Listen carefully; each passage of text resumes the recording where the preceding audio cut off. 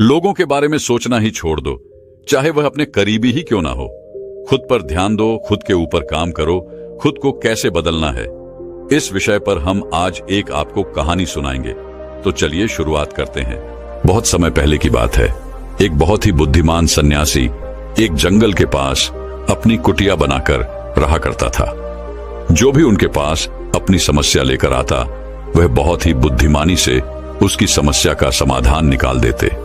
एक दिन वह वहीं पास के ही एक गांव में भिक्षाटन के लिए गए। जब वो भिक्षा मांगकर वापस लौट रहे थे, तो रास्ते में उन्हें एक युवा व्यक्ति ने रोक लिया और कहा, मैंने सुना है कि आप किसी भी समस्या को बड़ी बुद्धिमानी से सुलझा देते हैं। हालांकि मुझे तो ज्यादा विश्वास नहीं कि आप मेरी इस जटिल समस्या को सुलझा पाएंगे, लेकिन मैंने लोगों से आपकी बुद्धिमानी के बहुत से किस्से सुन रखे हैं। इसलिए मैं आपसे एक बात जानना चाहता हूं कि हमें किसी भी काम में असफलता की घबराहट क्यों होती है, और हम अपने किसी भी लक्ष्य को असफलता के घबराहट के बिना कैसे प्राप्त कर सकते हैं। युवा व्यक्ति का यह प्रश्न सुन बौद्ध सन्यासी मुस्कुराए और बोले, मैं तुम्हारे इस प्रश्न का उत्तर जरूर दूंगा, और उसके बाद से तुम्हारी सारी घबराहट भी खत्म हो जाएगी। लेकिन उससे पहले तुम्हें मेरे साथ मेरी कुटिया तक चलना होगा।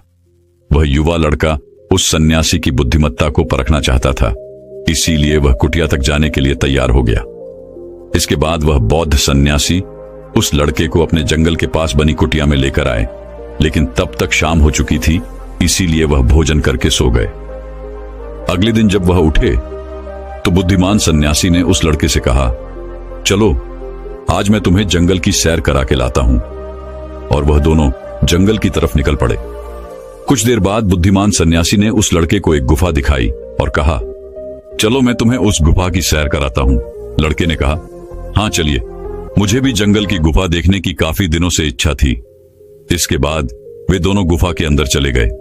गुफा के अंदर काफी अंधेरा था, लेकिन थोड़ी देर बाद बौद्ध सन्यासी चुपके से गुफा से बाहर निकल आए और उस गुफा के द्वार को बाहर से बंद कर दिया। उस लड़के ने गुफा के भीतर से बहुत आवाज दी कि मुनिवर कहाँ हैं आप, कहाँ चले गए, मुझे जवाब क्यों नहीं दे रहे।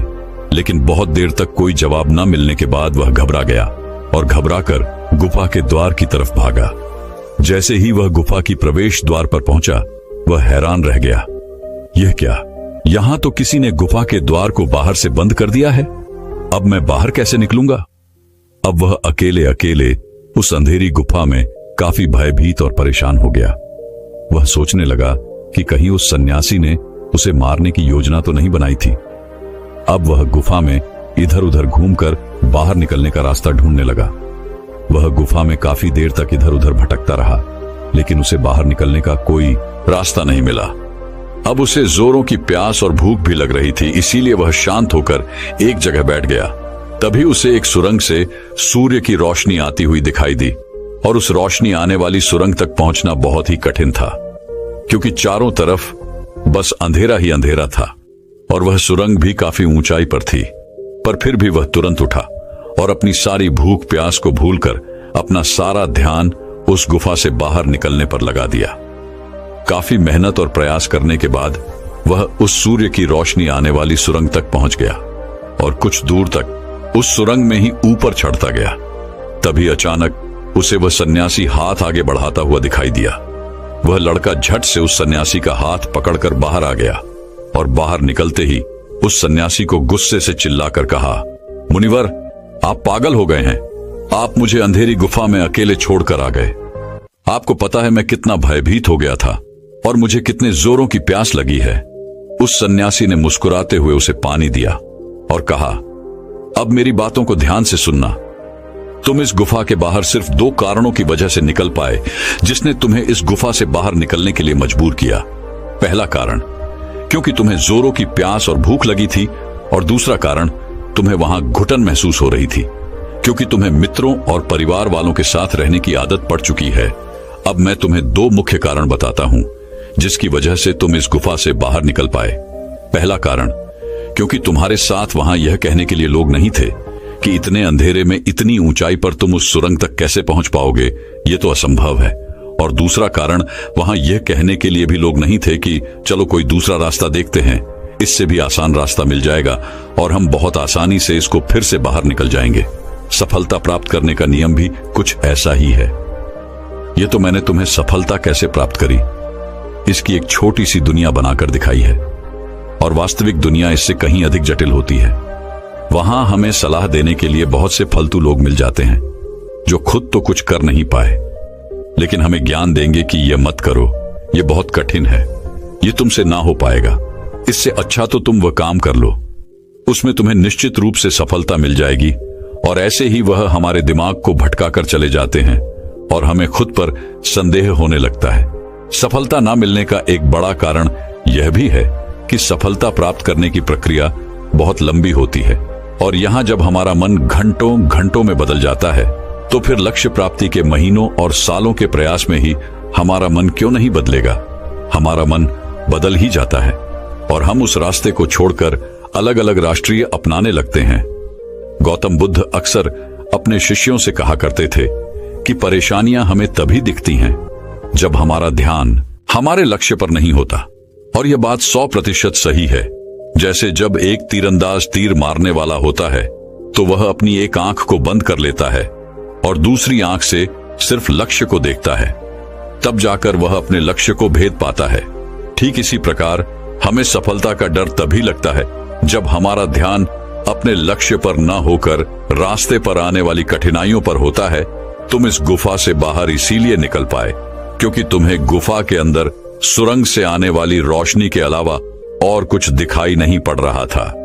अगर उस गुफा के अंदर प्रकाश होता तो तुम वहां के बड़े बड़े गड्ढों और कीड़े मकोड़ों को देखकर डर जाते और वहीं भटकते रह जाते।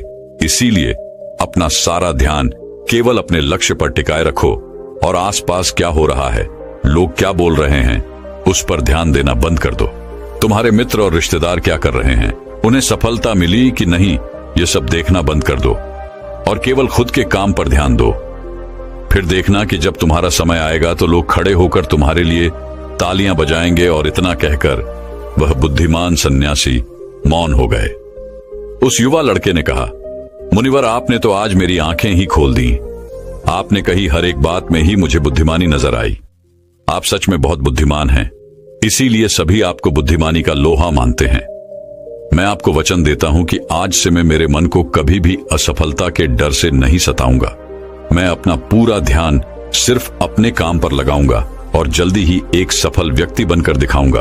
इतना कहकर उस लड़के ने बुद्धिमान सन्यासी का धन्यवाद किया और वापस अपने गांव चला गया। तो दोस्तों, चलिए इसके बाद की इससे भी अच्छी कहानी की शुरुआत करते हैं। पुराने समय की बात है। नगर में रहने वाला सबल नाम का एक लड़का अपनी जिंदगी से बहुत निराश था। उसकी निराशा का कारण यह था कि वह अब तक कुछ भी नहीं कर रहा था। उसके माँ बाप उसे ताने मारते कि तेरे सारे मित्र कुछ ना कुछ कर रहे हैं, लेकिन तू अभी भी घर में ही बैठा हुआ है। मित्रों के बीच भी अक्सर उसका मजाक ही बनता। वह कहीं जाता तो लोग उससे पूछते कि क्या कर रहे हो। उसे यह बताने में बड़ी शर्म आती कि अभी वह कुछ भी नहीं कर रहा। धीरे धीरे उसने रिश्तेदारों के यहां जाना और लोगों से मिलना जुलना कम कर दिया। वह ज्यादातर समय अपने घर में ही बैठा रहता। वह अकेले में रोता, भगवान को कोसता और अपनी किस्मत को दोष देता। अब उसे अपनी जिंदगी बोझ सी लगने लगी थी। कभी कभी वह सोचता कि जब वे कुछ करने के लायक ही नहीं हैं, तो फिर उसके जिंदा रहने का भी क्या फायदा, उसे तो मर जाना चाहिए। एक दिन वह अपने नगर की एक सड़क से गुजर रहा था। तभी उसने देखा कि एक गुरु दुख के ऊपर प्रवचन दे रहे हैं। वह भी वहीं भीड़ में पीछे बैठ गया और गुरु के प्रवचन सुनने लगा। गुरु बोल रहे थे कि दुख एक गुरु की भांति होता है जो हमें जीवन की सच्चाई दिखाता है और हमें सही से जीवन जीने का तरीका सिखाता है। आप चाहें तो अपने दुख रूपी गुरु से जीवन जीना भी सीख सकते हैं और चाहें तो उस दुख में डूबकर बैठकर रो भी सकते हैं। सबल भी गुरु की यह सारी बातें ध्यान से सुन रहा था, लेकिन उसे गुरु की यह बातें सही नहीं लगी। उसने खड़े होकर कहा, दुख कुछ भी सीखा कर नहीं जाता, सिर्फ पीड़ा देकर जाता है। दुख की पीड़ा अनंत होती है। ऐसा लगता है इसके बाद कुछ भी नहीं होने वाला, कुछ भी नहीं मिलने वाला। मृत्यु भी उसके सामने छोटी लगने लगती है। गुरु ने कहा, आखिर क्या दुख है तुम्हें? सबल ने अपना सारा दुख गुरु के समक्ष कह सुनाया और पूछा, क्या आपके पास मेरे इस दुख का कोई समाधान है? गुरु मुस्कुराए और बोले, जिस दिन तुम्हारे पास सच्चा दुख आए उसी दिन मेरे पास लौट कर आना, मैं तुम्हारे दुख का समाधान अवश्य करूंगा। इतना कहकर गुरु वहां से चले गए। सबल ने सोचा, क्या मेरा दुख सच्चा नहीं है? क्या जिस दुख से मैं गुजर रहा हूं वो झूठा है? कोई भी मेरे दुख को नहीं समझ सकता। जब मां बाप नहीं समझ पाई तो गुरु क्या समझेंगे? अपने दुखों से परेशान होकर सबल ने एक निर्णय लिया कि अब वह कुछ करके दिखाएगा। उसने एक छोटा सा व्यापार शुरू किया, लेकिन उसमें उसे सफलता नहीं मिल रही थी। पर उसके घर वाले खुश थे कि वह कुछ तो प्रयास कर रहा है। वह अपने व्यापार में जुटा रहा और उसे धीरे धीरे सफलता भी मिलने लगी। फिर उसने रफ्तार पकड़ ली और सिर्फ 3 साल के अंदर ही वह एक बड़ा व्यापारी बन गया। अब सबल के चारों तरफ ऐसे बहुत से लोग थे जो उसकी चिंता करते थे, उसे पसंद करते थे, उसके काम की प्रशंसा करते थे। अब उसके घर वाले भी उसकी प्रशंसा करते नहीं थकते थे। दिन प्रतिदिन उसके मित्रों की संख्या बढ़ती जा रही थी। अब वह अपनी जिंदगी से बहुत ही खुश था। उसके कुछ मित्रों ने उसे सलाह दी कि जब तुम बड़े व्यापारी बनकर इतने खुश हो तो सोचो कि अगर तुम इस नगर के, इस राज्य के सबसे बड़े व्यापारी बन जाओ तो तुम्हारे पास कितना सुख होगा, कितने लोग तुमसे जुड़ना चाहेंगे, तुम्हारा कितना नाम फैलेगा। स्वयं राजा भी तुमसे मित्रता करना चाहेंगे और जरूरत पड़ने पर तुमसे ही धन उधार लेंगे। मित्रों की यह बात सबल के मन में घर कर गई। अब उसने और भी धन कमाने का प्रयास शुरू कर दिया, लेकिन उसे यह सब कुछ बहुत ही जल्दी चाहिए था। वह यह सब कुछ प्राप्त करने में अपना ज्यादा समय बर्बाद नहीं करना चाहता था। इसीलिए उसने ऐसे भी कार्य करने शुरू कर दिए जो उचित नहीं थे। उसने बड़ी मात्रा में अपने मित्रों से धन उधार लेना शुरू कर दिया। ज्यादा मुनाफा कमाने के लालच में अपने सामान में मिलावट करने लगा। उसने दूसरे व्यापारियों के खिलाफ षड्यंत्र भी रचे, उन्हें डराया धमकाया। जैसा जैसा उसके मित्र उससे कहते गए वह वही करता गया। वही इन तरीकों से ज्यादा धन तो कमा रहा था, लेकिन अब उसके जीवन में सुकून ही रह गया था। उसके मन की शांति गायब हो गई थी। उसे रातों में नींद नहीं आती थी। वह किसी उधेड़बुन में लगा रहता था। सुख सदन की सारी वस्तुएं होने के बाद भी उसे किसी में सुख नहीं मिल रहा था। एक दिन सबल अपनी गाड़ी में सवार होकर कहीं जा रहा था। तभी रास्ते में उसे गुरु का आश्रम दिखा। वह रुक गया। वह गुरु के पास जाकर बोला, गुरुदेव, आपने कहा था कि जब तुम्हारे जीवन में सच्चा दुख आए तब मेरे पास आना। अब मैं बहुत दुखी हूं। मेरे रातों की नींद गायब हो गई है। मुझे कहीं सुकून नहीं मिल रहा। इस तरीके से सबल ने अपनी सारी समस्या गुरु के सामने कह सुनाई। गुरु ने कहा, जब तुम मुझसे पहली बार मिले थे तब भी तुम किसी दुख में थे। तुमने उस दुख से क्या सीखा? सबल ने कहा, मैंने सीखा कि सिर्फ सोचने और चिंता करने से कुछ नहीं होता। अपनी सोच को सच करने के लिए कर्म करना पड़ता है, और सिर्फ कर्म करने से भी कुछ नहीं होता। अपने कर्म को अंतिम पड़ाव तक ले जाना भी आवश्यक होता है। चाहे रास्ते में कितनी ही मुश्किलें आए, मन कितना ही निराश हो, कितना ही लगे कि अब आगे कुछ भी नहीं होने वाला, तब भी यह मानकर चलो कि मैं जो भी कर रहा हूं उसमें सफल अवश्य होऊंगा।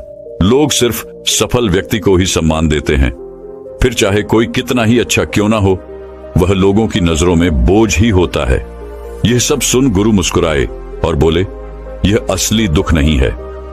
जब तुम्हारे जीवन में असली दुख आए तब मेरे पास आना, मैं उसका समाधान अवश्य करूंगा। सबल ने जाते समय गुरु को सोने के सिक्कों से भरा एक घड़ा भेंट किया।